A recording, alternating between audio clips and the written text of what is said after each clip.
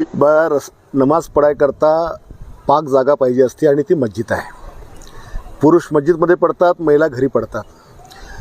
हिंदू धर्मियांना प्रार्थना करायकरता, बौद्ध धर्मियांना, ख्रिश्चन धर्मियांना त्यांची प्रार्थनास्थळं आहेत. वारकऱ्यांची परंपरा ही शेकडो वर्षाची परंपरा आहे. तुकाराम महाराज, ज्ञानेश्वर माऊली यांच्यापासून त्या पुरातनापासून ती परंपरा आहे.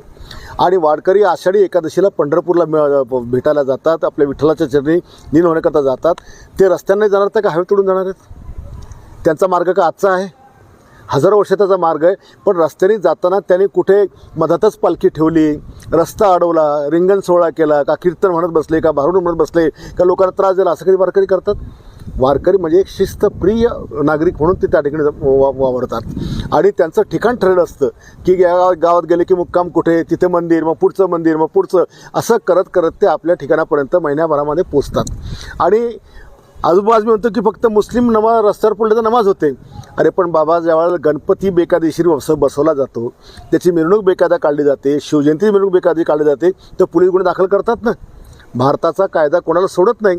पण अशा प्रकारचे स्टेटमेंट करून मुस्लिमांमध्ये हे दाखवायचं की बघा आपल्या धर्मावर किती अन्याय होतो आणि इकडे दुसरा हिंदू धर्माचा द्वेष करायचा, हे जे स्टेटमेंट आज मी करतो याचा थोवा ठिसायला पाहिजे.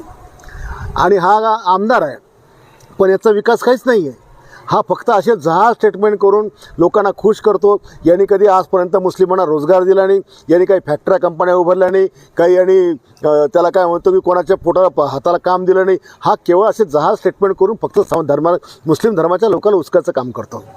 आज भारतामध्ये शांतता आहे, राज्यामध्ये शांतता आहे, लोक एकमेकाच्या धर्माचा आदर करतात. हा मात्र अशा प्रकारे आषाढी एकादशी संपूर्ण महाराष्ट्रातला प्रत्येक माणूस त्या ठिकाणी उपास करून देवाची आराधना करतो, विठ्ठल आराधना करतो. आणि अशा वेळेला हे हरामखोराचं स्टेटमेंट करायचं, याचा अर्थ हिंदू धर्माच्या भावना दाखवायच्या आहेत आणि ठेचलं पाहिजे.